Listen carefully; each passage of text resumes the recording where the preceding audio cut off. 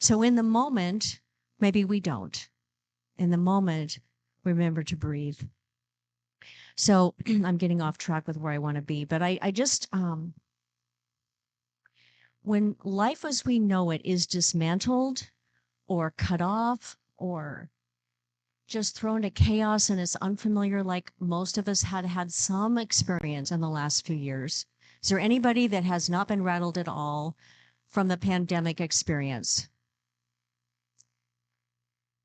I want to talk to you if there is, right?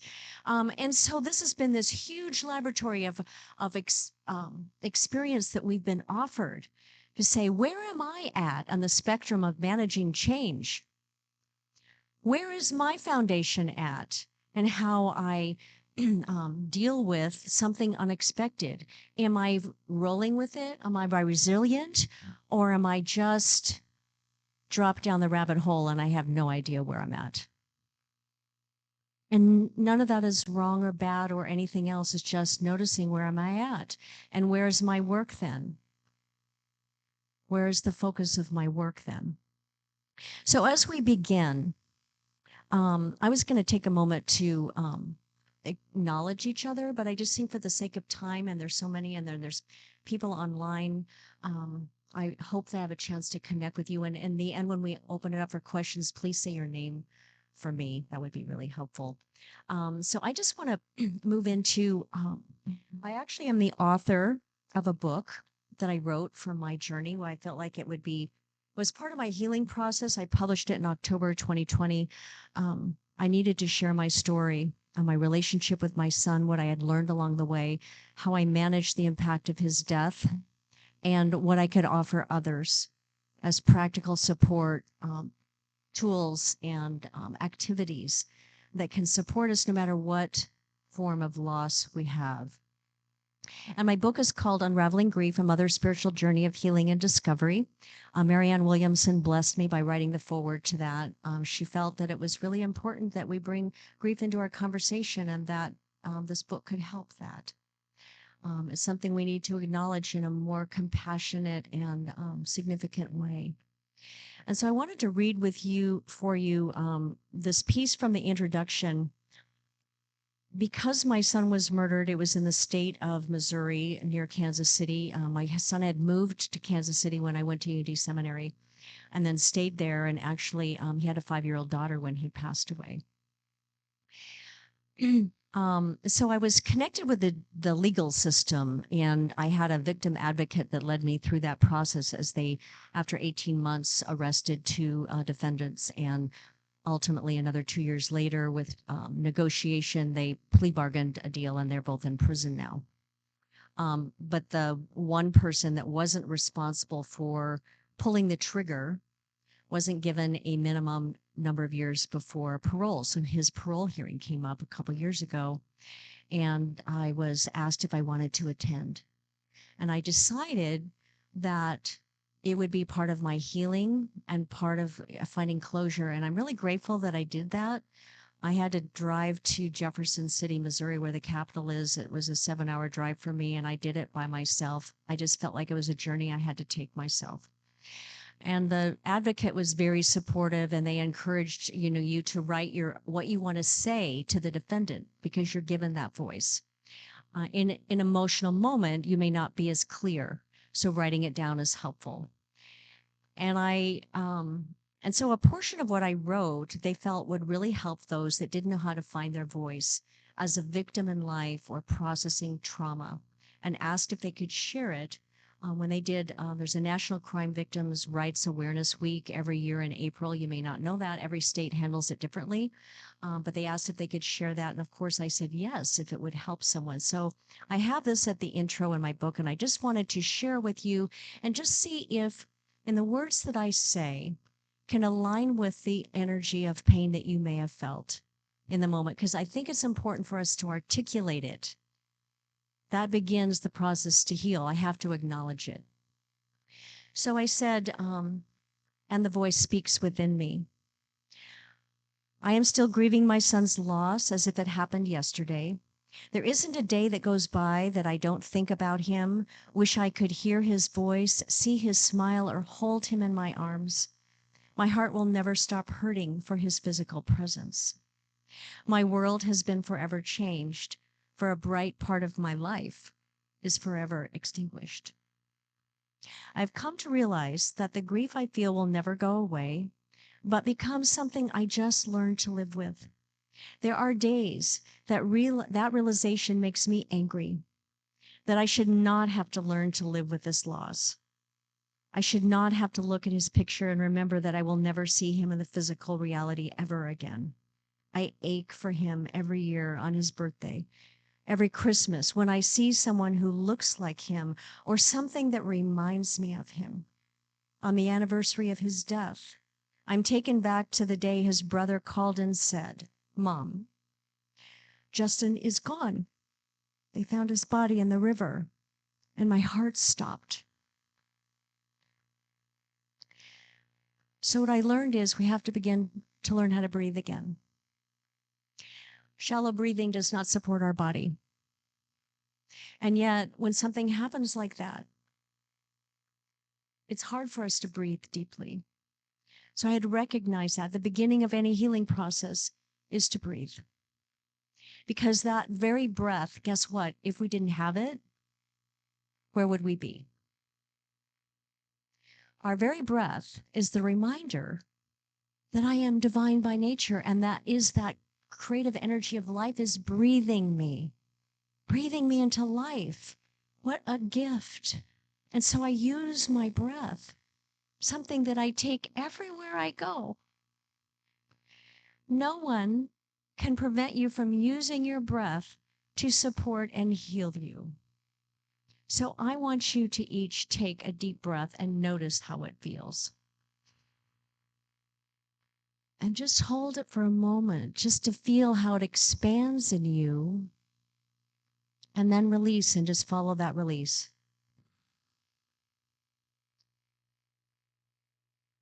Feel that release. And then we just notice our breath as it just flows in and flows out. That's why we use it to move into meditation, because it silences all the other stuff that doesn't matter. And we just connect with that very vibration of life that reminds us of who we are. And when we're in pain, that is the greatest gift we have to turn to. To let my breath support me in this moment, because I have no idea what else to turn to.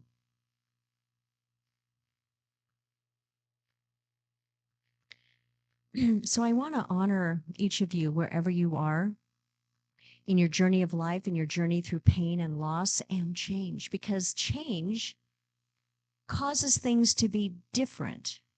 It dismantles things in a form that we're attached to, and it throws us into somehow trying to put together the pieces in a new way, whether it was intended or not. For instance, my husband and I have decided to leave Cincinnati, Ohio, where we live now.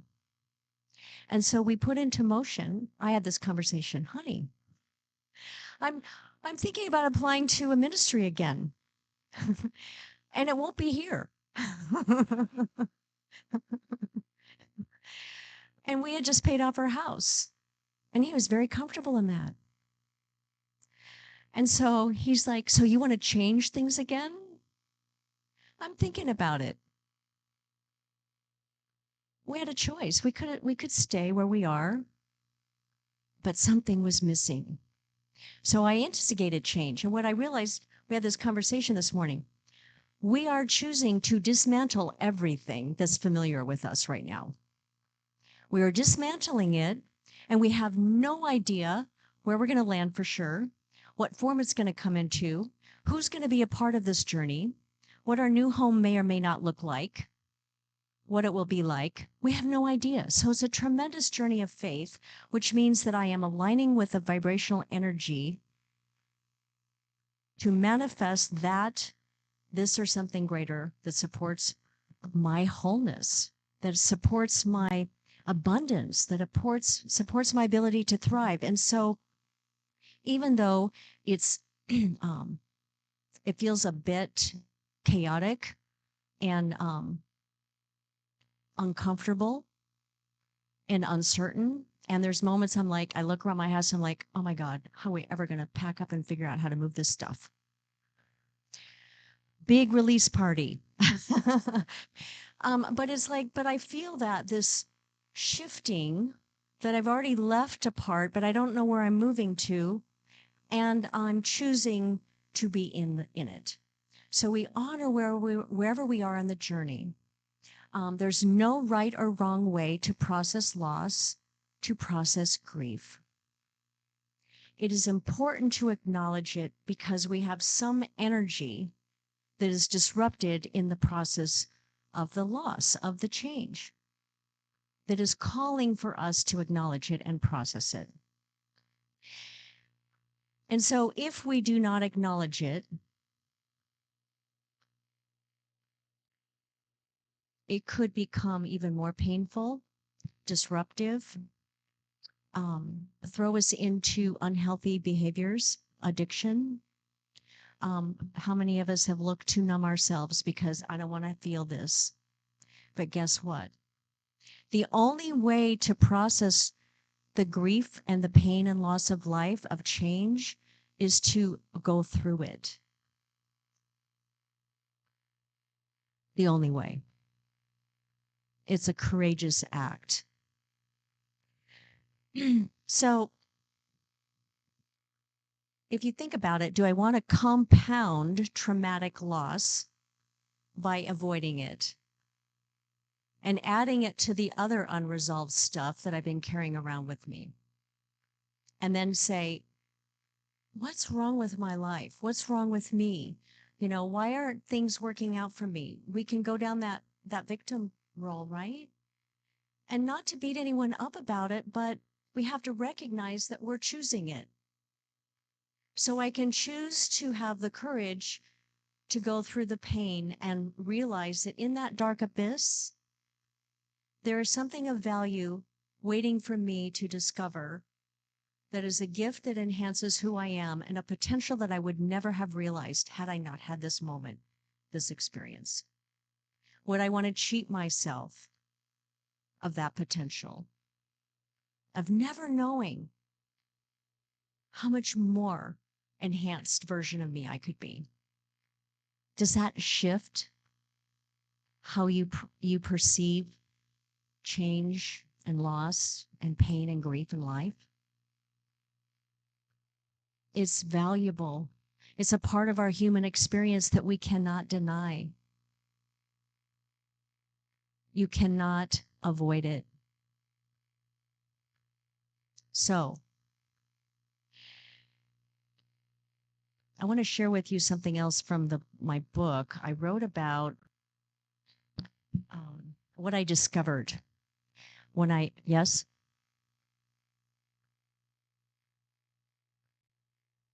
Oh, maybe if I put it right here. Okay, I'll just let you process that and I'll just keep talking. What I was really thinking about, well, what does grief really mean?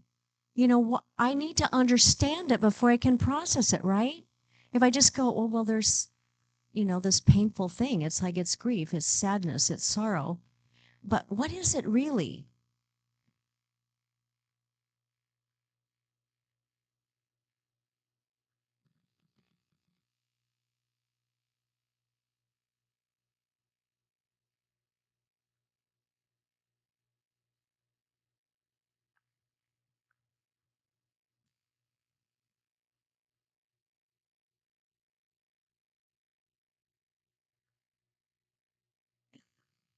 Okay.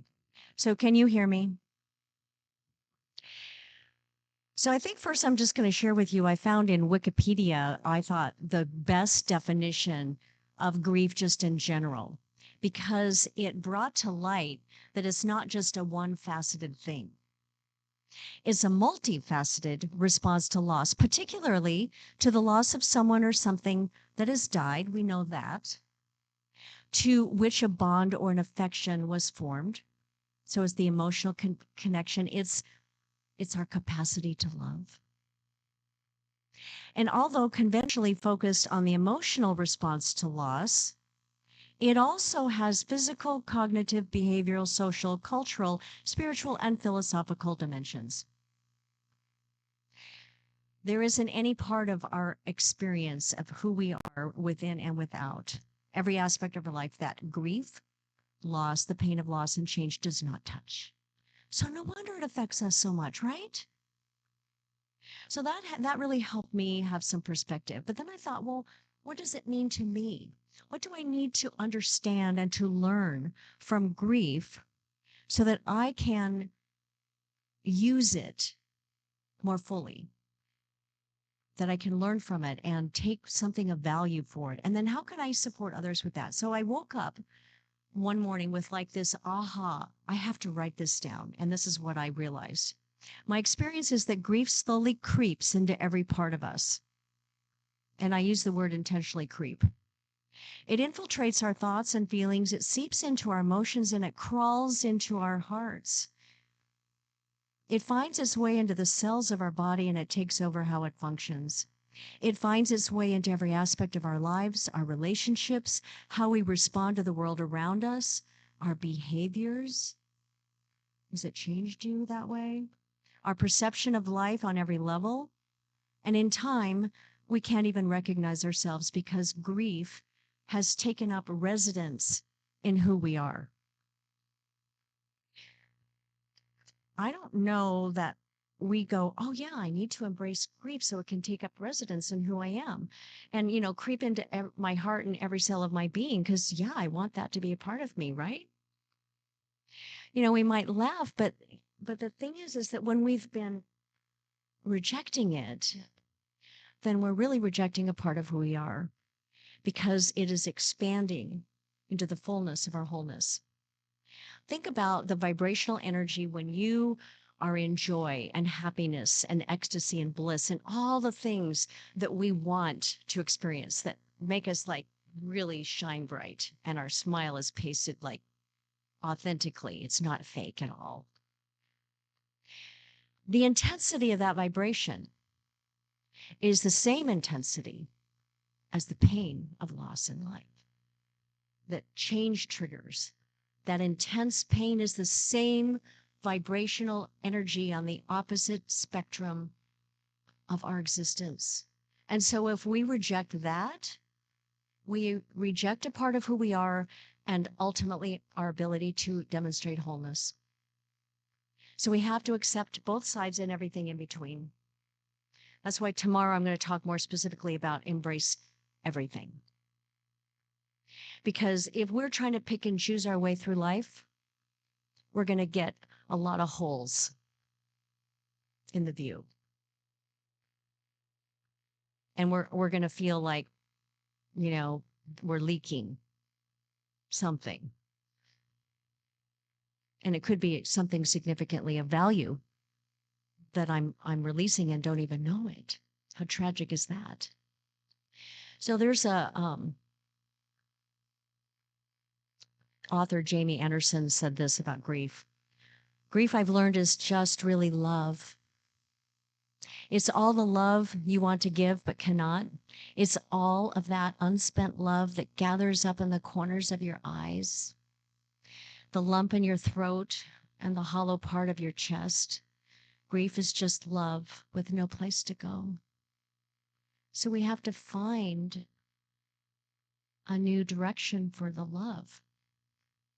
And maybe is coming to terms with there's this new space that's opening up that grief has taken up residency in that represents the capacity of my love. Right? And can you see the gift in that? Would you want to reject that? Would you want to eliminate that from you? That's when we begin to see grief from a different perspective, right? Can you begin to see the value that it holds for you? So, do you think that you are carrying some unresolved grief or pain from loss, from change, within you, around you, that's impacting your life in some way? Some stuff you've been ignoring because you didn't realize you needed to do anything with it? That's a big aha moment because you can't do anything with it until you recognize it, until you acknowledge it, right? So now it's like now there's something I can do about it. So how is it showing up for you? You can just throw out some words. And anybody on the chat, if they want to share that, and you could let me know. But I just like if you think about it, how is unresolved grief showing up and impacting your life? What? Anger. Yes, anger is exactly. Yes. We're angry that that happened or that somebody did something that caused, we label it who caused the pain, but um, anger is a very much a part, even when we lose somebody that we love and it's been a long process, a terminal illness that we know that, you know, but we're angry at God. We're angry at the doctors or somebody should have stopped this. Anger is a very real and an important energy and emotion to acknowledge. Because if we don't, it's destructive. Our behaviors then act out. So we have to notice, like, what's a healthy way to process this anger now? For me, it was going for hill walks, sweating and really, or throwing rocks in a river, just getting that energy out. Maybe it's throwing darts, something. It's like you have to get that energy through some physical activity. What's something else that is impacting you? Yes. What did she? Indecision. Yes, because it throws us into that place where we don't feel we can make a decision, that we're uncertain, we're confused, we don't trust ourselves. What else? Fear. Huge fear. How do I move forward into the unknown now? We go through that whole thing of the what ifs, but the ones that don't have good results. Because I like to turn around to like, but what if I did this and what something good could come out of it that I would miss out on if I didn't have the courage to do this thing? But if we do well, what if I didn't do that, then that wouldn't have happened. So we beat ourselves up. We use judgment, blame, and shame. And we could project it on others, blame them for causing this pain. And that comes from fear. Maybe that will happen to me. Maybe people will blame me. What else?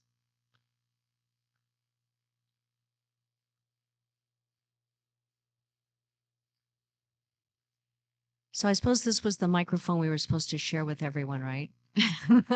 So I heard resistance. Resistance to fun. Yes. Very, very important that we resist participating in life to experience joy and happiness. We feel like we're dishonoring, whatever the loss is, if we find some way of enjoying ourselves. That and you know what? I had this big aha more recently. It's like in the process of loss, we lose our smile. And so part of the process of healing and transforming and moving forward is to rediscover the smile, the authentic one, that I can allow myself to feel both happiness and sorrow at the same time. And that I am not serving anyone, especially myself, by depriving myself from happiness and participating in the things that I love in life. Maybe I should be experiencing more of it so it can help me remember that it's okay to smile again. And we're going to go through a process that will help shift that to get back to the discovering, a sense of gratitude and appreciation. Really important part. Anything else that comes to mind? Oh, good. Guilt. Yes. Guilt and that regret. you know, because the thing is that our mind goes to, I'll never again get to, I should have, said the words that were important. My mind went to when was the last time I told my son I loved him? Well, fortunately, I did almost every time I talked to him. Sometimes he really kind of annoyed me and maybe it didn't conversation. And so I had to relive a last conversation that wasn't so positive, and guilt came up. I didn't know that I wouldn't have another chance because we can't do the take back. And so our spiritual teaching says, okay, honor that, but don't beat yourself up over it because you can't go back. Only thing that matters is right now, how I choose to show up, how I choose to respond, and how can I nurture me, when I'm feeling guilt and regret and those kinds of um, potentially the emotions that can keep us stuck. And then it diminishes our light. There was something over here. Isolation. Isolation, thank you. Yes.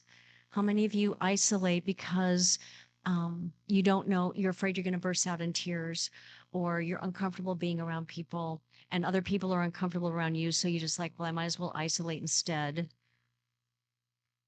And, initially because we're feeling so fragile and vulnerable.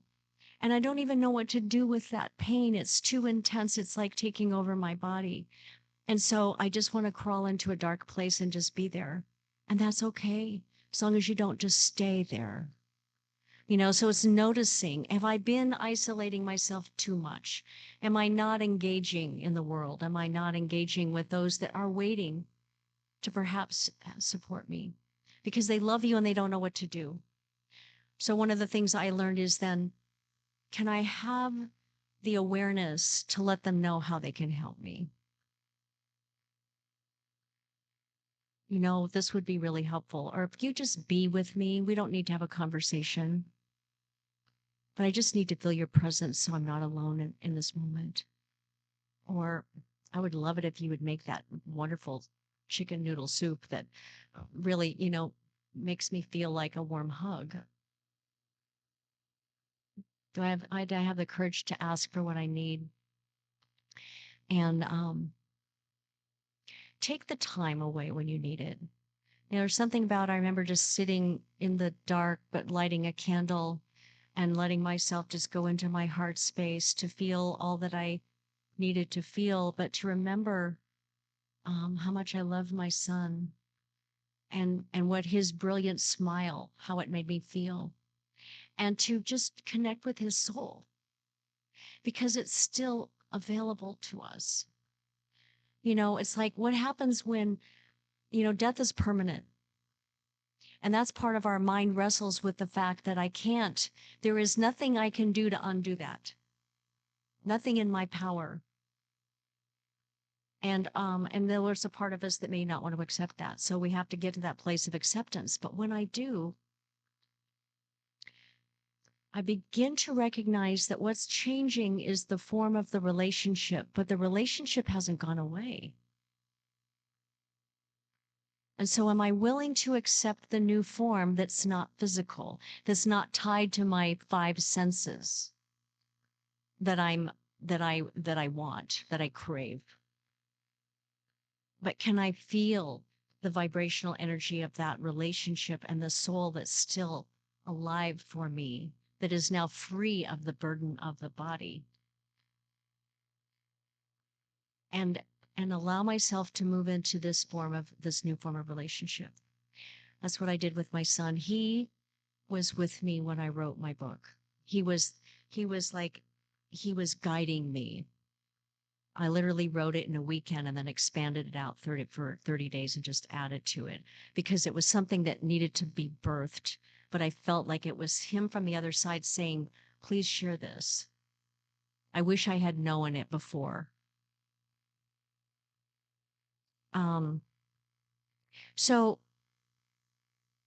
things that can happen with unresolved grief as we drift into addictions because we're trying to numb ourselves to not feel the pain. It's too intense, whatever form it's coming in. And it could be drug or alcohol related, but it could be food. It could be shopping. It could be, internet games, whatever. It's like I go to and I spend an unreasonably amount of time that's interfering with my life, affecting my health and wholeness or my resources. I notice then it is because I am distracting myself or I get really, really busy. So I don't have to stop and think and feel, right?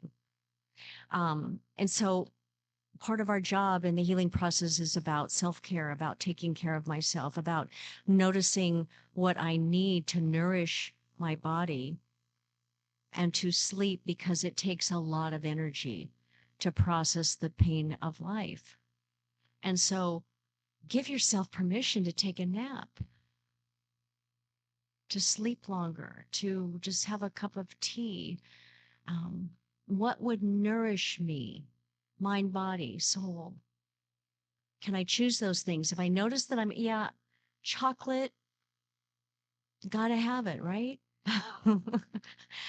But not a whole pound at once. Or my only food source for a week at a time. We laugh about that, but we can do that when we're just because what we're looking for something to comfort us, that reminds us of what feels good, that's something that will make something okay in this moment of everything not being okay. So the long-awaited slide. You can go to the 5 facts of grief. I just want to touch on this really quick, and this just to be an awareness that you may not have realized that why we grieve.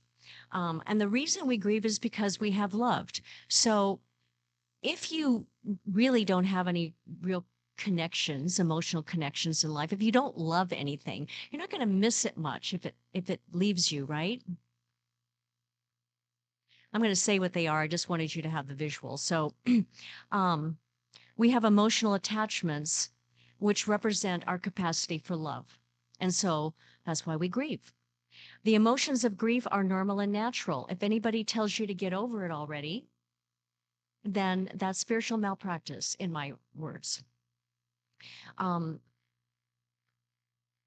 We have to come to terms to accept that it's part of our human experience. And so however I'm experiencing it is normal and natural for me. I don't want to compare myself to how others have processed their grief, because it's not the same. You have a different relationship to whatever it is that's caused change and loss. And you come from a different background, different experiences, a different foundation. So you may ask someone, what have you done? And then see if it feels like something that would be supportive, but not compare ourselves to others, to just accept this is a part of life. I don't like it, but it's a part of life. And your grief is unique to you. It's our personal process, and it's only for me to do in my way and not to label it. And there are not steps that you go 1, 2, 3, 4, 5 in. It might offer some value to look at some of those psychological things, but really it's a messy process and it's all over the map. And you may feel some days where you're feeling like, I'm feeling pretty good. And then the next day you fall apart again. Or you go somewhere and something is triggered. You turn on the news and you hear of somebody else's loss and it triggers the pain in you. So number 4, the only way out of grief is through it. You can't go under it, over it, tiptoe, sneak around it. Can't do that. You got to dive right into it. And to know that grief is our teacher. It teaches us something about life if we allow it. We have to accept what it offers, which are the hidden gifts. There is something of value that is a gift and a blessing to you in the midst of this. Something of value that you will learn about yourself, that can enhance who you are in no way that would ever have happened if you hadn't had this intense moment in time. So there's an unknown source that says grief never ends, but it changes. It's a passage, not a place that we stay in. Grief is not a sign of weakness, nor a lack of faith. It is the price of love. Infinite, unconditional love is a part of our divine nature, is what harmonizes us as one in life. And so, in order to really align with it, then we must accept and embrace the other side of things because it gives us perspective, right? How would we recognize the capacity of our love if we didn't have something opposing that? Just to see, it's like, oh, I am loving and lovable. I do have this wonderful aspect of my life, and I don't lose anything in death or change. It's just changing form like a catalyst of the caterpillar into the butterfly. It doesn't resist it. It goes with the flow and it becomes something beautiful. And so whatever it is that seems to be lost is just changed to form that I can appreciate in a new way. So have you given yourself permission to grieve? Did you even think about maybe that you need to give yourself permission to grieve, or you just kind of blindly muddle through it? What do you think giving yourself permission to grieve looks like? What would you be doing giving yourself permission to grieve? Thoughts, Michelle?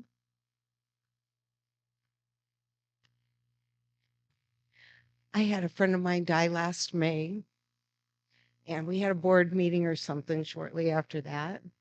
And I just let everybody know, hey, I'm crying right now, but it comes over me in waves. If I start crying, don't mind. I just lost a good friend, and it's part of my process. So just letting people know that I'm going through it and allowing myself, instead of shutting down those tears, that even in the midst of a board meeting or a class or whatever it was, allowing myself to cry.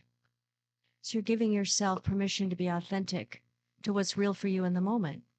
Yes. Anyone else? What does giving permission to grieve look like? There's someone in the back.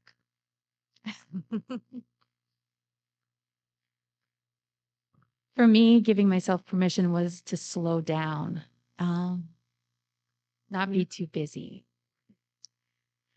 yeah, just to give yourself permission to be instead of be a doing.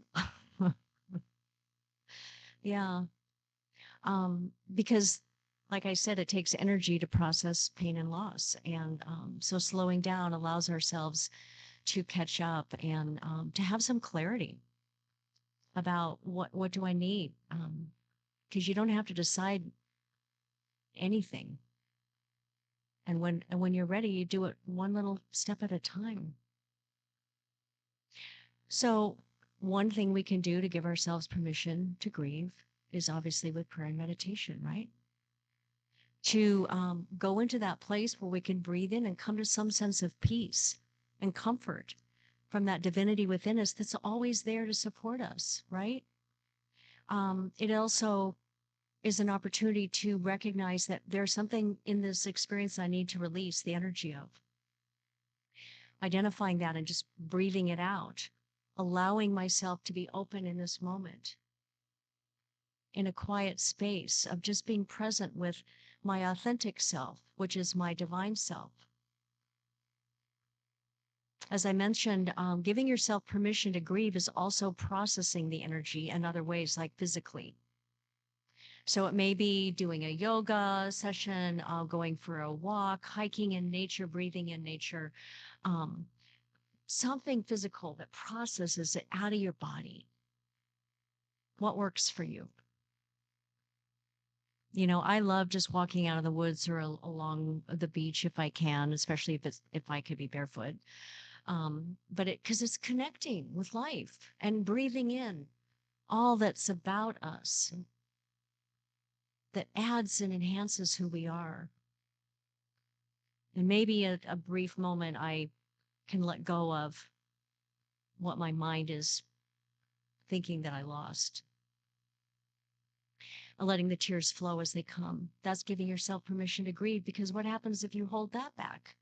You're suppressing, there's this natural releasing of that energy that's healing. And maybe we need to feel the depth of that sorrow in our tears and do the messy cry. I remember I did go on the cruise with the Unity Convention after my son died because, one, there wasn't anything I could do. Um, and his father, my ex-husband at that time, said he wanted to manage everything. So I just signed a release so he could deal with the coroner. And it's like, I didn't want to have to deal with that anyway. And there was no way I was flying back to Kansas City to view his body. The coroner said, you do not want to see. That's not the memory you want to have. And I'm grateful for that loving advice. But I thought, well, if I spent a week at sea surrounded by 500 colleagues, what better place could I be to have those that understand, that could be a resource, could be a hug at any given moment. And I remember Michael Gott was the featured keynote musician at the time. And he was, the first evening, he was playing his song Amazing.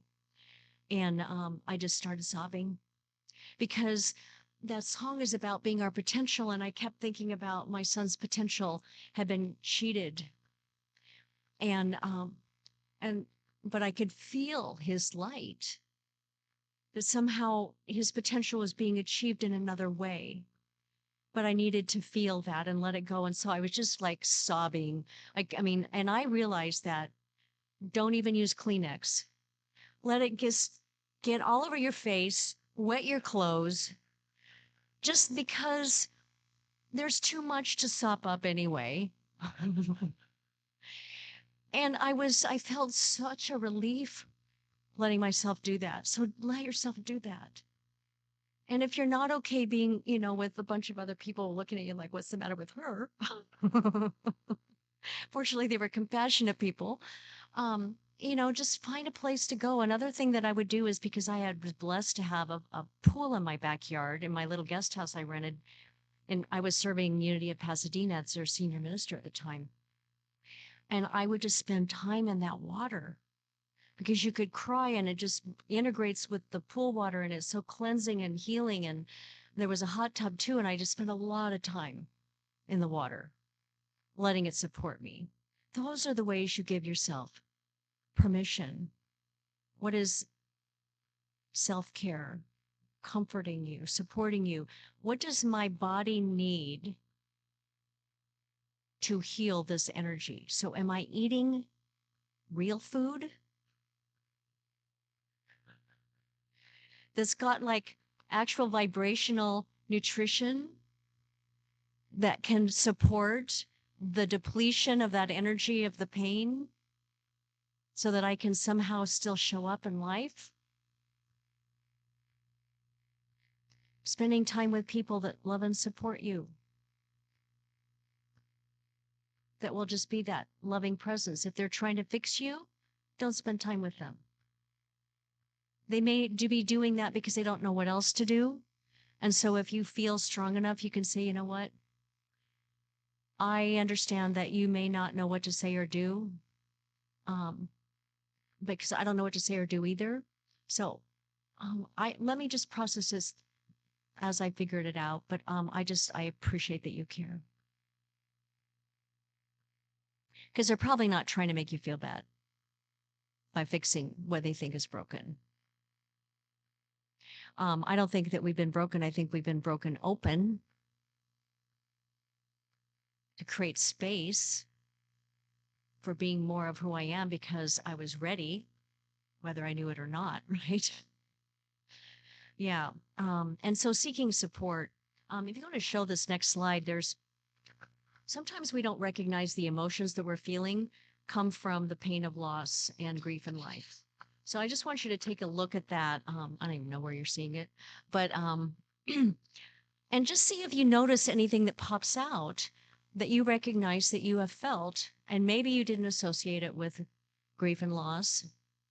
Maybe you did, but just to know those are some of the emotions we may feel that are a very real and natural part of the process.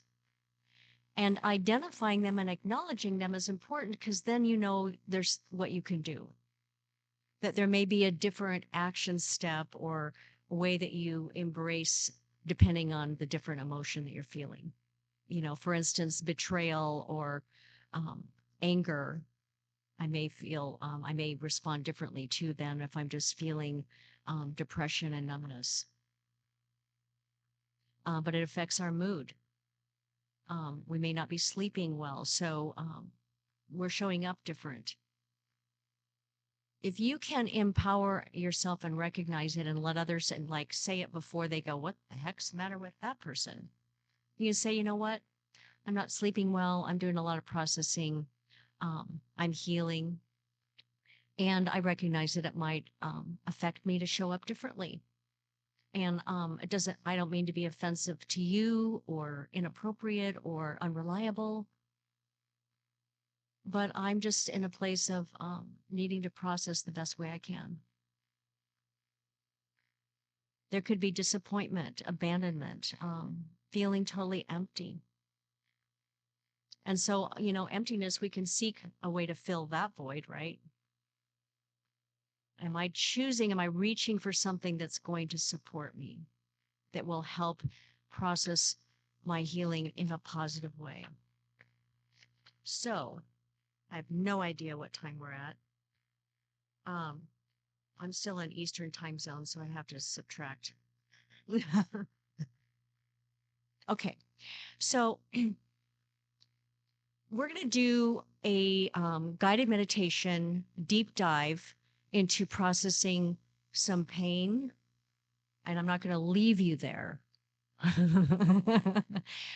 But it's going to be a way that it's a process that it's actually, I have 4 links of guided meditational healing processes in my book that that you have access to, and this is one of them. And this is what I call feel to heal, because you have to feel deeply in order to heal, transform, and move forward in any capacity to thrive. And it's the part that we want to avoid. So I'm going to lead you into that place. So if you have anything that you're holding, you may want to just put it aside, but you will want to, coming back out of it, I'm going to be asking you some questions so that you can recall anything of value in this experience that you would want to go back to, any ahas, if you notice anything that shift and how it felt. And considering what we honor and admire of the gift that our loved ones or the form of our loss perhaps has offered us that we thought we didn't have anymore. So we want to capture some of those things. And let's see, do I need to say anything else? So yeah, so go ahead and start the music track, and I'm going to invite you to close your eyes to be comfortable and just release any anxiety that you might feel about what you're about to experience. I bring your awareness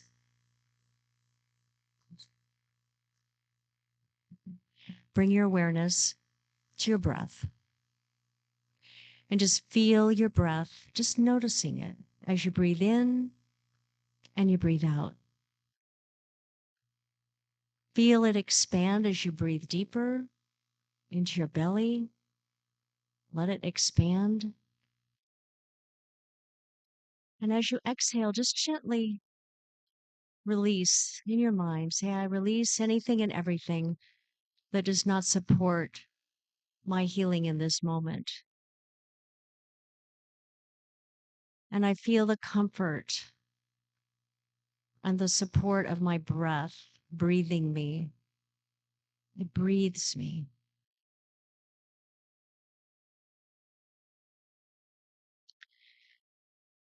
And so I invite you now to focus on shifting from your mind into your heart space, to just drop down into your heart, into the intelligence of your heart. Again, to feel that expansion, to breathe through your heart space as you relax and let go of thoughts and just follow your breath. All that matters is how your breath is supporting you right now.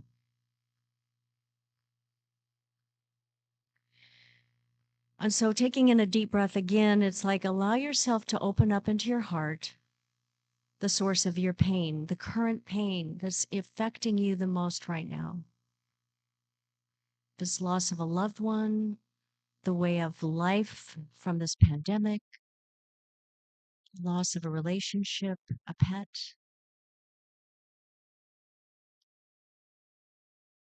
maybe a job, a home, something else of value.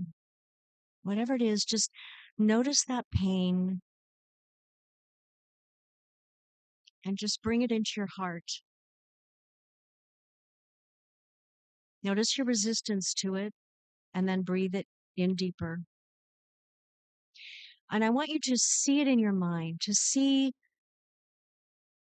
the source of this pain, whatever it is, to visualize it. And maybe it's just an image, whatever it is that comes to your mind. And to go deep into everything it brings up, to really feel it. And again, if you feel resistance, breathe into it, expand, allow yourself to go into the deepest, darkest, most painful moments of this loss, whatever has been dismantled in your experience, and to let the emotions flow. And if you can go even deeper, go as deep into the pain as you possibly can. And I realize that in this room it may feel uncomfortable, but give yourself permission to go as deep as you can in this moment, because you can do it again later. But to get to the intensity, and what I like to say, it's like we go deep down so that we can regurgitate it up. We want to go as deep as we can so that we can bring it up and out.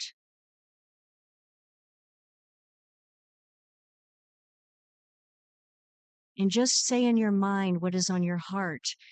Imagine that you're just screaming it if you have to, but let all your feelings come crashing out.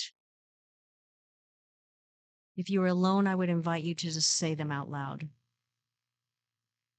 So no matter how ugly or raw they may be, without hesitation, without judgment, without labeling, just let it all come up, whatever it is you associate with this pain from loss. And if you want to write it down to capture it now, you can, or you can save it for after. But let all these feelings come up without hesitation. Whether they're appropriate, real, valid, correct, it doesn't matter. Whatever you call what you're experiencing, let it come up.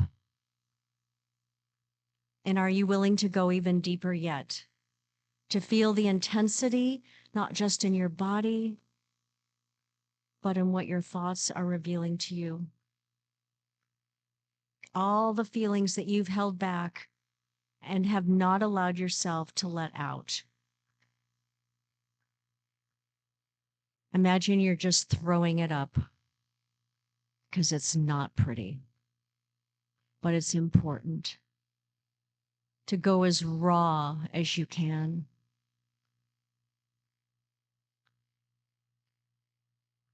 Or as raw as you can in this moment. And once you feel that you've gotten to be as empty as you can, to feel that emptiness, that void you've created,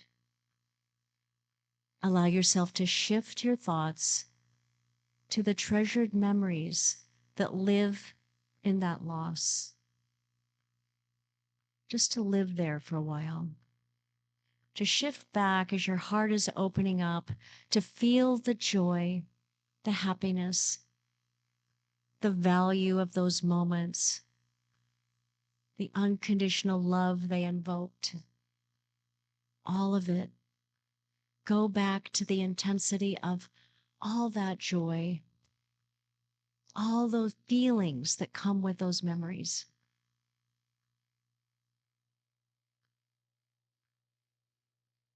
Bring them into the focus of your mind with the feelings intensely in your heart and live in them as if they are happening right now.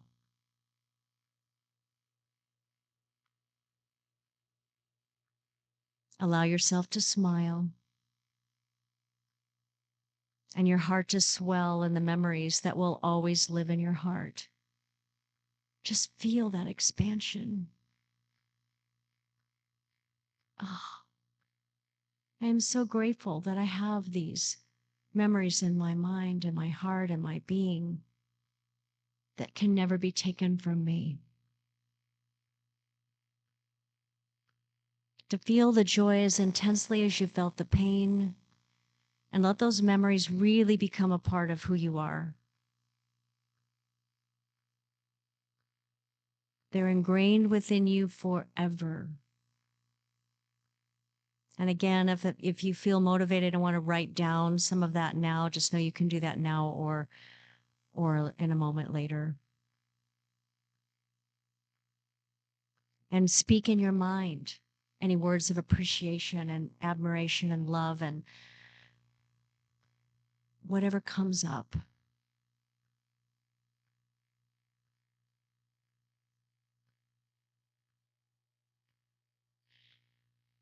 And as you see the value of the person or the circumstance in your life that you are missing in this moment, that is the source of pain and grief, ask yourself, do the memories in my heart enhance who I am? Do they create an energy that supports and serves me and allows love into my heart? Would I trade them for anything so that I wouldn't have to feel this pain? Would I want to diminish the level of my love by never having experienced my cherished memories?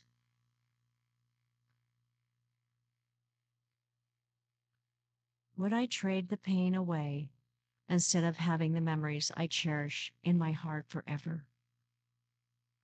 You know the answer to that. So let these questions begin to stir a new reality within you. Begin to see how the cherished memories offer you a legacy from what has been seemingly lost, from the love that you mourn,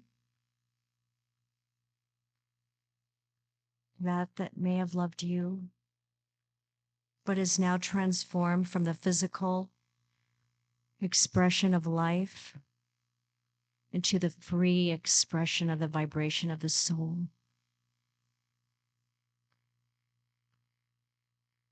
So what is that legacy? What is it that you admired and respected and deeply appreciated about this person or circumstance that rises out?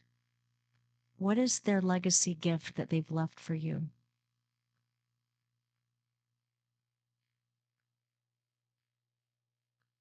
What are they offering you through their presence in your experience of life?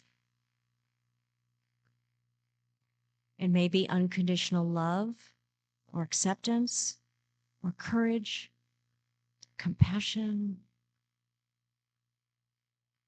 something of value you admired in that person or situation or circumstance. Are you willing to accept it? Are you willing to accept it and use it to enhance your life? To use it to honor the cherished memories and the love that still is alive within you. And to realize the answer your heart feels is your gift, your blessing.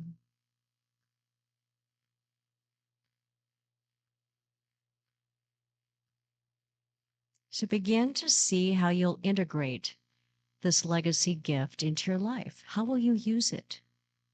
How will you live it in your mind? How will you feel what it feels like in your heart? Just notice that as I take it in. Make it a part of you.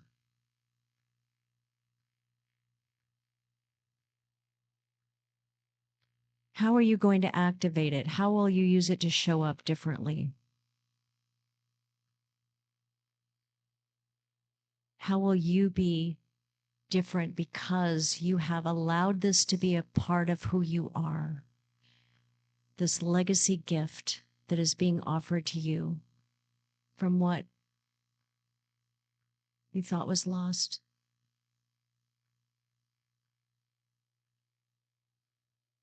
How will it change your life for the better?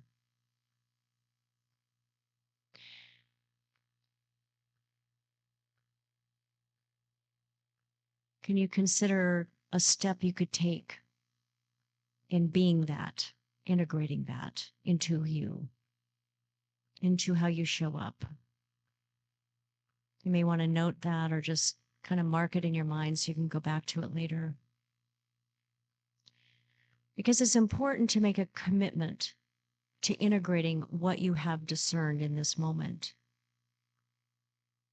to check in with it daily for a while as you get comfortable integrating this legacy gift from the pain of loss and grief that had been keeping you from moving forward, but now you have the way. So see it shifting your current moments as you embrace it more fully. Can you feel a shift as you enhance yourself with this gift intentionally? Claim it, make it a part of who you are now, consciously, proactively. Are you becoming this new enhanced self? Can you see it transforming like you're unfolding as the butterfly?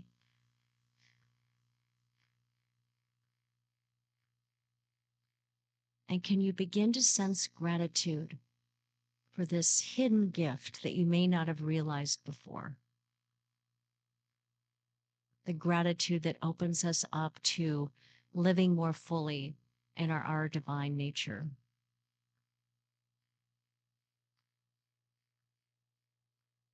So just sit with it and become aware of any aspect that it's offering you.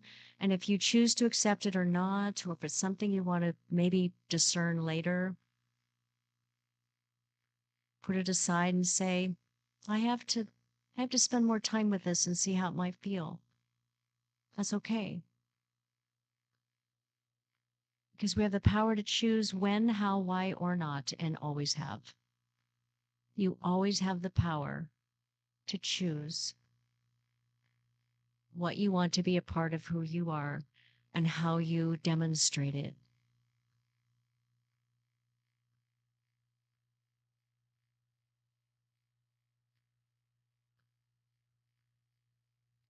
So when you're complete with just processing all this, give yourself a warm hug.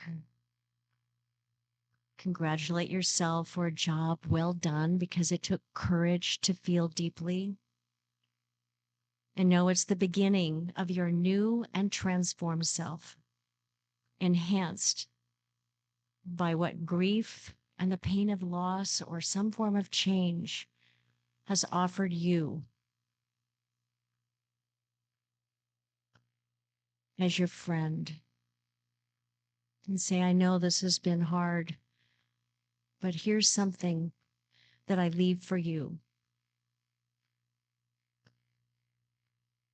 Now use it and thrive.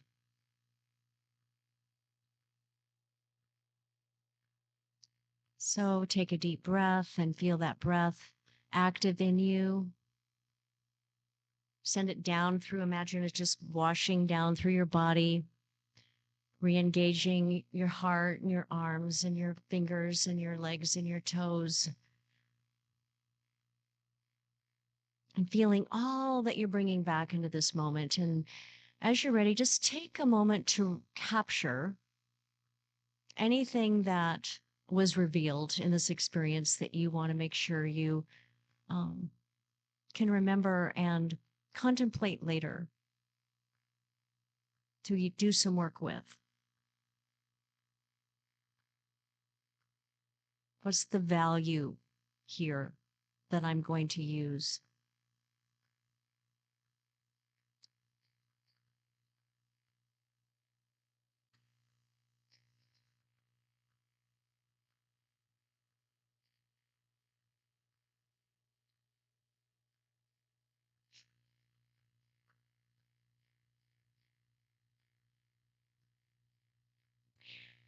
Is there anybody that wants to share a moment of aha or shift or something that you didn't realize before?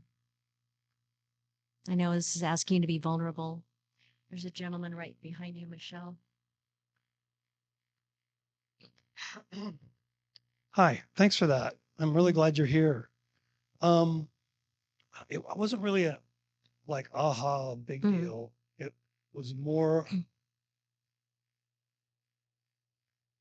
an acknowledgement, A what? an acknowledgement. Okay.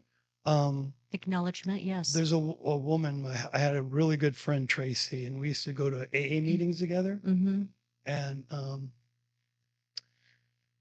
we were like really close, um, almost like twins anyway, like fraternal twins. And uh,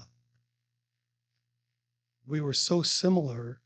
And I realized that through the process, it's hard for me to even talk to her to this day without crying. Mm, that's Um, okay. I know It's a demonstration of your love. I loved her. Mm. Absolutely. Yeah. She was so great. And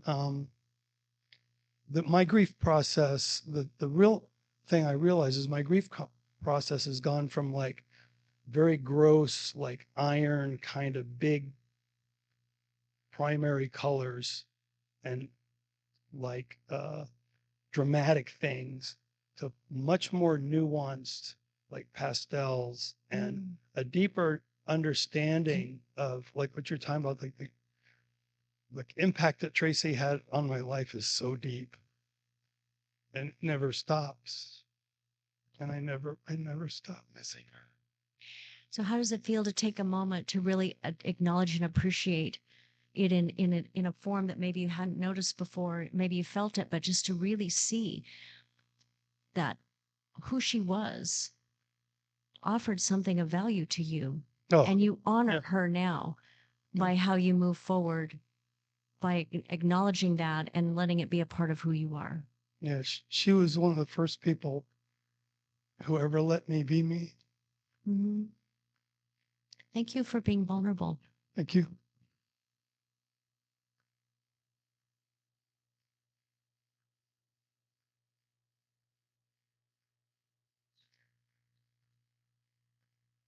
To share first.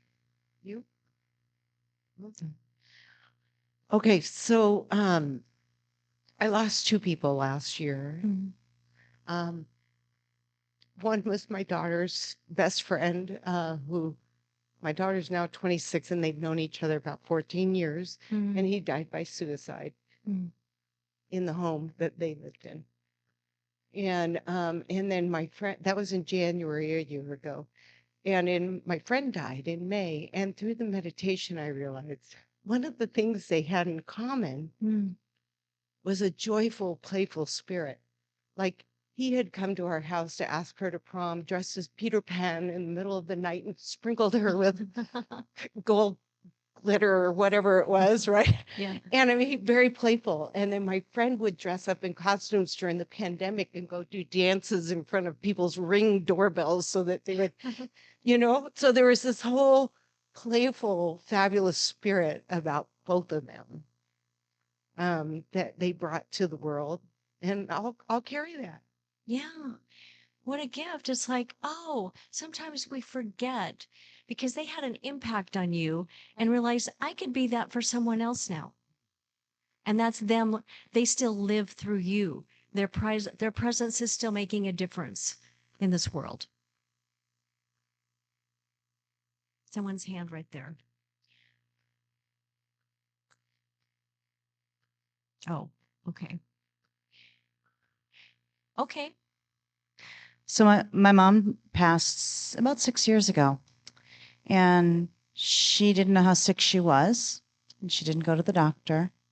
And by the time she realized she was really, really sick, it was kind of too late.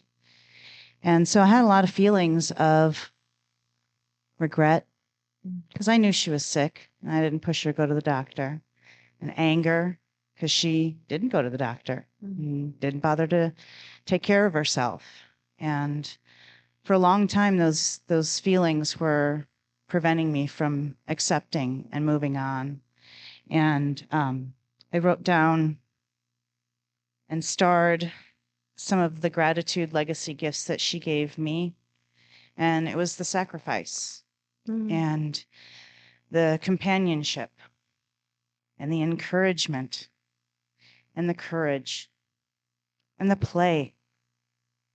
And we had a lot of shared history. When somebody dies, you can't reminisce about the stories of your youth with them anymore. So you face that loss. So that was kind of my aha for me, was realizing my day-to-day life, even 6 years later, I still struggle with play, courage, encouragement, companionship. And the biggest struggle is making sure that I provide those things for myself, that I insert myself in the opportunities that are everywhere around. I mean, I'm surrounded by a group of people that love me, and I just hide.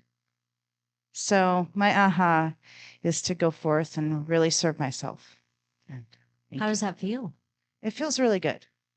I just went back to Wisconsin and I was at another funeral, and then another one of my mom's friends died last night. So it's been a lot this week, but going back and getting back into the remembrance of where I was when I was younger, it's been very uplifting and freeing. And after 6 years, I finally feel like I'm starting to move beyond it. So Wonderful. So it's, we have to give ourselves permission to accept the gifts that are offered and to integrate them. So do I have the courage to let that be revealed? Because as I demonstrate that form of my healing, I'm giving permission to others to have the courage to do it for themselves too. And I appreciate that you honor yourself, and it's like in the right time. It's like there's no, you have to do this now. 6 years is relatively short amount of time when you're looking at a loss of somebody that's been a part of your whole life. My son, this May 30th, it'll be 9 years, and yet it doesn't feel like it's been that long. I can be triggered right back into that moment in time again, like it never, it's like no time. So that's the process of that. It brings back, but then in that moment, what you could learn from this experience is I can shift back to the memory of those treasured feelings that is the gift of love that no one could ever take from me. And so that I don't let the pain overpower me. And it's a way of getting through that moment by going back to the joy that's the same. You're matching the intensity, but I'm shifting to that place of I so appreciate this gift that I had this opportunity to spend time with them in my life, even if it was short or it felt cut off. They had value. They made a difference. Now, how am I going to move forward and make a difference by how I show up? I get to decide that every day. I have that quote in my book, and my son Ryan, who is 40, he thinks he's really old. um, but I sent him a copy, signed copy of my book when I first got it. And he said, well, I thought one night I'd go to bed a little early. I'll start reading a couple chapters. And he texted me really in the morning as he's here in Maple Valley. So Pacific time zone, I'm in Eastern time zone. So 3 hours time difference. And he texted me and I'm like, boy, he's really up early. He goes, Mom, I couldn't put the book down. It's like 4 a.m. I had to read the whole thing. And now I've got my highlighter out. And he goes, I didn't know. I had no idea this had been your experience. Because he was in his experience. And he wasn't where I was in, my spiritual practice and understanding either. But he said, I put on my desktop your quote that said, every day I get to choose how I will show up. He goes, that was huge for me. And I said, well, that's why I wrote the book. So you could discover that. I'm complete now. And, and I just wanted to share the gift that I realized was the treasure from my son, Justin. He was the younger of the two. They were 2.5 years apart. Was his adventurous spirit. Now, he lived life on the edge, sometimes maybe too far over the edge. He was like, bring it all on. I fear nothing kind of guy. I mean, when he was a little boy, he would do things like, I think I'm going to climb the tree and then go out as far on the branch as I can to see when it will break. So he spent a lot of time in the emergency, and he didn't care. I mean, he fell off a slide when he was fighting with somebody because they wanted to see who could go down at first, and he fell off and broke his arm in 2 places, and had to have surgery. And he was like, "Well, this is cool." The doctor said, "Don't ride your bike for a while," and of course, he did it right away. So he pushed the edge, and he didn't let anything hold him back. He had cancer when he was 18. Non-Hodgkin's lymphoma. So a lot happened in his 29 years. He went through 4 rounds of chemo. The doctor said you need 6 to have a good chance of healing and going into remission. And after 4, he said, not doing this anymore. I don't like how it makes me feel. And so I'm just going to go forth and live. Well, he went into remission. And, and so he lived another 11 years, didn't have any sign of it coming back. One of my treasured gifts is one of the things on his bucket list that he got to do was to parachute out of an airplane. And his brother went up in the plane with him and videoed him getting his, harness on and then jumping out of the plane, with the instructor and then coming back to the window. And he's like, and then his friend on the ground filmed him when he landed and took off the parachute. And he's just like going, and I can relive that moment of him going, oh my God, I had the experience of a lifetime. And so my gift for me is to not hold back, to not be timid, to, I have my personal email. Okay, I'll share it with you. It's flyingfreenow@gmail.com.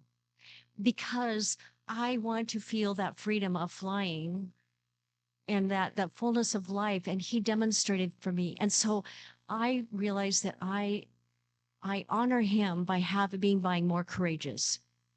Cancer is my zodiac. Is like there's this being safe. You kind of like watch things, you observe, you don't reveal yourself until it's safe, right? And then my moon is in Sagittarius. So it's like, oh, hey, let's jump off the cliff. And my Cancer side goes, oh, no, that wouldn't be. So I have this internal battle going on. And I recognize that. I'm like, oh, so I've been holding back because my crab self wanted to be more safe. And now I'm like, okay, I'm going to embrace something that I would be cheating myself if I didn't have the experience, no matter what the outcome now. And I honor my son that way. That's what we capture in, what time is it? Okay. So what I want you to start to realize, I want to share this quote from Dr. Seuss, who's one of the best metaphysicians of all time. He said, sometimes you will never know the value of a moment until it becomes a memory. That's what we were doing, is capturing the memory that's a value in a moment that made a difference to me. Now, how will I use it? That's what I want you to start processing, take more time, and to realize that as I accept the legacy gift of who I loved or a situation that mattered to me, and I integrate that into me, I am then living my own living legacy. So what is the legacy that you are now creating that you will leave for those that follow behind you? Does that change your perspective on how you live life? By recognizing that how I live is making a difference and I leaving a gift by how I lived to someone else.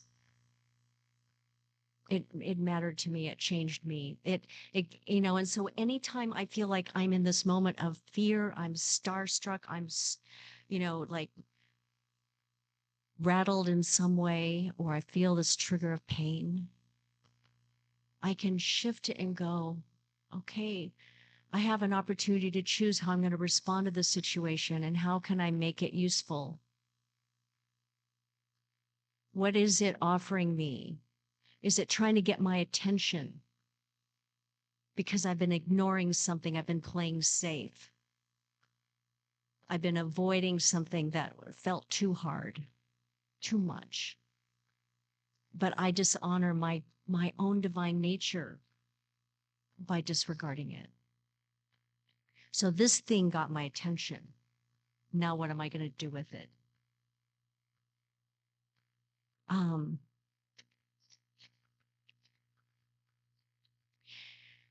So what I want to end with is just for you to realize that there's a richness in feeling deeply and discovering the value of what you may never have realized without the courage to process the triggers of loss and pain and change of any form, because change means something isn't going to be the way it was.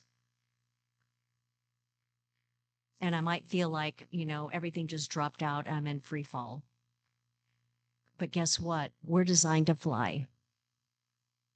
Just imagine you have an inner parachute. You just pull that cord and go for it, right? Yeah. Everything you need is already within you. And the pain and challenges of life may be what we needed to get our attention, to figure it out, to find it, to grab a hold of it. It's about embracing grief, embracing healing, and embracing life. You could just show that slide just to capture that. That's the process. I embrace grief to embrace healing. Thus, I'm embracing life.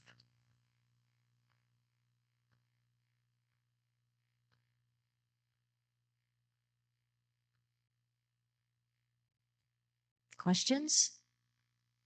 I would have liked to have been way more interactive, but a little more challenging in the circumstances. So I'm transparent and open to whatever you want to ask.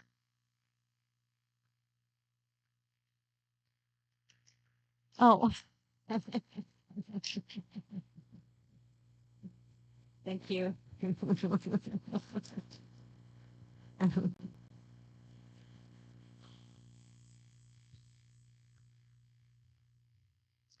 Do we have the microphone lady? Oh. Lisa.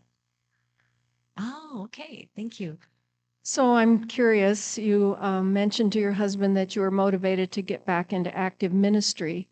And I wondered if that inspiration came first or if you had an awareness of how many wonderful vacancy opportunities there are in Unity churches these days and decided that I was aware. I always notice and I check in on what the openings are and where they are and sort of check in and see how I feel. And it's like I wasn't ready for a while. I had to do some more healing work. I realized that when my husband and I were co-ministering at New Thought Unity Center in Cincinnati, we stepped down and we created an alternative unity ministry we call Unity Awakening Ways. We got approved, so we're authentic. We're part of the nonprofit umbrella because we want to continue to teach and speak, and we felt like going virtual and online more was the way to go. This was like um, we started it in June of 2019, so before the pandemic hit. Didn't know we were getting ready for that. Um, and I also was going through the process of realizing that I needed to do more with my grief experience and what I learned. And so I went through a program and became a certified grief coach.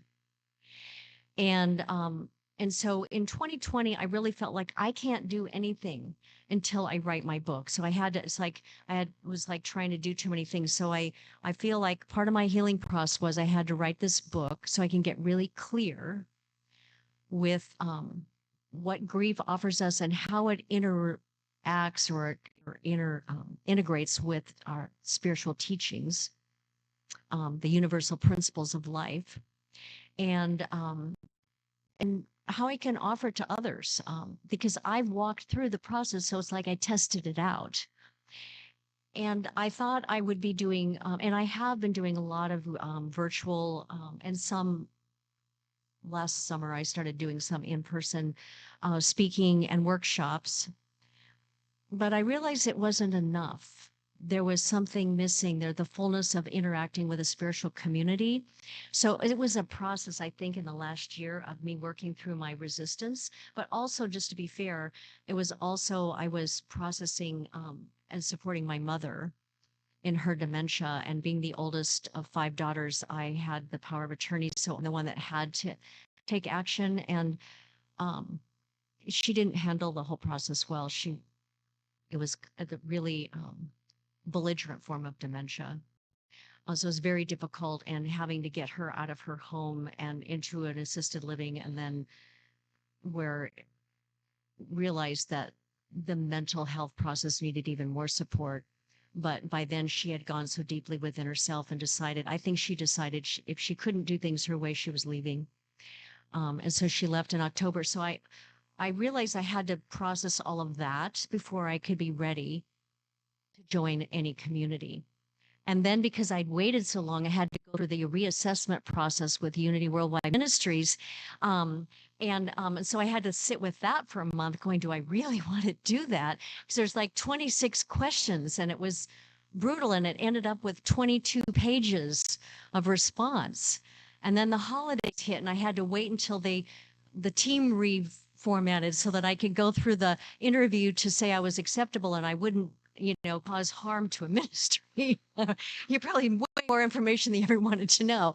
And in the process, I had come to spend some time with my granddaughters here in Seattle in November. And I met with a colleague, Reverend Karen Lindvik from Unity of Seattle, who has been my minister mentor and friend for, since the early 1990s.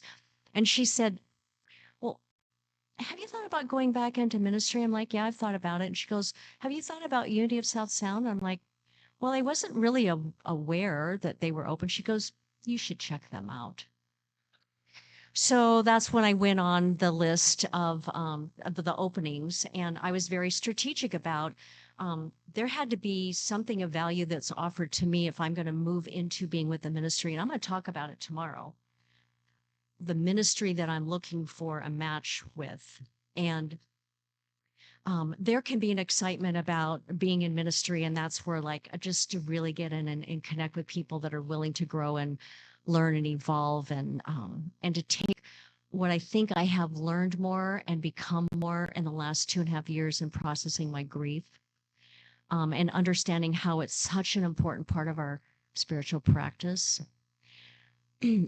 So it wasn't that I noticed there was a lot of openings. I noticed there was a lot of openings.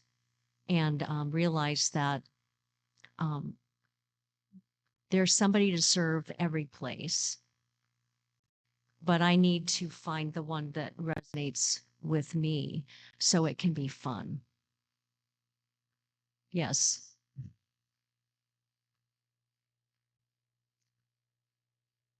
A follow-up, I noticed on Facebook that you are friends with Steve Colliday, Steve Tolles, and Reverend Darlene. And I wondered if they told you how wonderful a congregation we are to serve. Not them. I hadn't talked to them personally. Steve Tolles, when I had a closer connection with, because he was with Karen Lindvik at Seattle Unity in my early training days. Didn't know I was preparing to be a minister. I just had this mantra: say yes to whatever shows up and learn from it, and then go on. But I did talk to a few others that said Unity of South Sound has been doing some work, and they are more prepared to embrace a new minister than a lot of the others are, and we would recommend them. So I just want you to know that that made a difference to me. So, will you have any of your books available tomorrow that we could buy, or is it on Amazon? I will, and as a matter of fact, I was supposed to bring them today, but I do. I think I have about 6 of them with me. It is available on Amazon in Kindle and paperback. I actually have recorded an audio version, but I've run into a challenge with the person editing, and I might have to redo it. But so be it. Anyway, so I will have a few available tomorrow, and thank you for asking.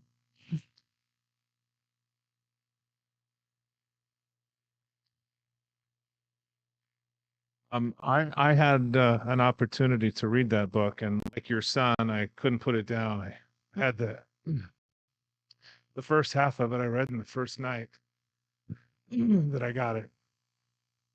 I don't know why I'm choked up. What's wrong with me? I just wanted to say thank you because, an aha moment. I was kind of grappling. Oh, I don't need to share this, but I really do because I haven't dealt with grief through death.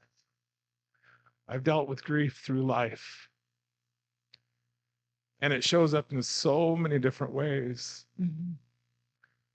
And my father passed away in February. But I never really knew him because I was the wayward one. I'm the pink sheep in my family. And so there was a lot of shame that came from that, especially during the time period that I grew up. It was there was a lot of abandonment, which also, is grief. It's very painful. So it's a lot to process, and I just want to thank you for that. And it's just a plug for the book. It's worth it. It's worth reading. Thank It's very you. good. Thank you.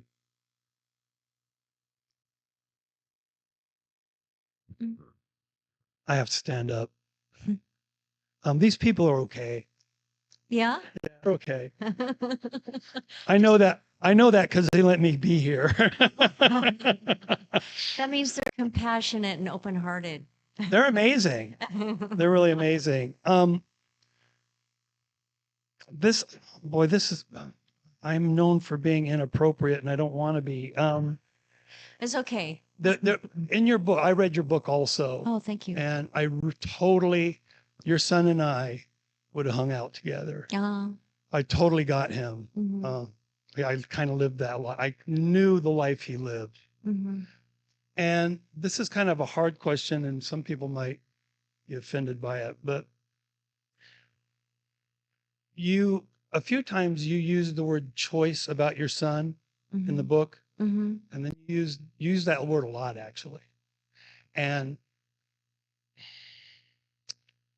you used the word, the people who murdered him, they made a choice.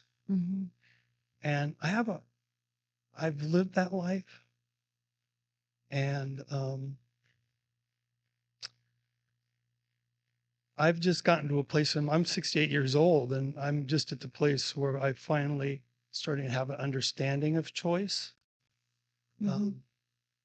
That a person who is in those scenarios often are when I was in that place, I was not I was working from an automatic place. I was in fight or flight all the time. Are you talking about being in addictions? Yeah, Yeah, my Yeah. son struggled with Yeah. drugs and alcohol. I knew that. Yeah. Mhm. Massive addict. I'm still an addict. I mean, it doesn't ever go away. Mhm. And that to me, choice is something, for me, I've had to learn first to not be reactive. And it's not even learning. I mean, I had to have so much therapy and do EMDR to get over my actually I had CPTSD, but sometimes I don't mind when people say they have a choice. Mhm. When people say I have a choice, they don't know my life. I didn't have a choice. I can appreciate in the moment it feeling that way. And when you're in the midst of addictive behaviors, you're not in touch with your divine nature and the power of your choice. So, that's where there's a disconnect, an imbalance. There is And huge. and so to be really gentle and fragile when we're fragile in those moments of I don't recognize the power that I have over who I am and what my potential of being. I saw in my son, he struggled with that. He thought he had no worth. I That's- mean, it had been beaten into him through some circumstances in life. And as an adult child, though, I did not have the power as his mother to decide for him or to even tell him what he should be doing other than say, this is what works for me. This is what I would encourage you to explore. And that he had to find, because that unless you are ready to really choose to do some change, and to recognize that, this choice that I've been making, this addiction is killing me, that it's not serving me in any way. But I had to decide for me, you can't order somebody to rehab and expect them to come out in 21 days and go, oh, I'm fine now. Mhm. It doesn't really work. No. And until that person decides, this has been destructive to who I am, I have to decide it's worth it to change. Now, my husband has been in sobriety for 35 years, so he could talk to you about that. And so I realized that sometimes as a minister and having to stand in that place of saying, yes, you do have a choice, it might feel unkind. But you don't understand. And it's like, yes, you do when you're ready, because your choice now is to not change. Yeah, we would have to have a long conversation because I actually think you're incorrect. No, I do. Neurologically, when you have severe PTSD over a long period of time, when you're abused and threatened, your life is threatened time after time after time, I was broken. Right. I understand. It's like, because when you're in survival mode, then we're only choosing what we can do just to get through the next You're not one. choosing. See, Well, you don't yeah, understand. Or you're just kind of flowing through it. It's like You're- we're falling into it. It's survival. Right. I was in survival. I Right. was react, Right. right? So you're not choosing to The respond. You're first just choice reacting. I ever had was in recovery. And it wasn't something, I would say I was graced with the idea that choice existed, Right. right? And that it's been a long road. I honor you for that, for where you've been and where you are. And I do recognize that at some point there's an awakening to, like, I have to choose something else. Because at some point you made a choice to do something different. At some point you had an awareness. I don't know what your definition of choice is. I mean, Okay. For me, I decided something. I've made decisions in my life, good and bad, more bad. You could fill the Grand Canyon with the bad decisions I've made. Right. a lot of it was haphazard, and I mean, the only reason I got through rehab was I was graced with sobriety. I was struck sober, and a voice told me, just keep showing up. I had no idea what to do. I See, didn't know that how was to the live. gift that you listened. Sure. To just keep showing up. Right. And so it's a slow integrative Right. process. Right. And it may not feel like I've decided something that for whatever circumstances, for whatever reason, you started doing something different. Right. Well, because it was very clear to me, if I did this, I was going to die. And if I did this, I'd live. Right. And I went, well, I'm not ready to die. So that was the big moment of awareness. It was. Yes. But didn't really kind of feel like a choice. To me, a choice. That's okay. Don't get hung up on the word then. Yeah. I just was like, there's a shift, whatever word you shift. use to refer to it that made a difference to you. Because to me, the reason Tracy was so important to me is she allowed me to question a lot of things and enter in a spiritual path in a different way. Mm-hmm. And anyway, blah, blah, blah. I appreciate you sharing that because it helps me actually give some perspective on what I struggled with my son and how I could see how he struggled with, he couldn't just make a decision to change his lifestyle. That he would just keep getting sucked back into it, and I couldn't do anything about it because, and you have to get to the place that I'm not in that person's head, I'm not in their experience, so I can't decide for them. I can hope for something better for them. Mhm.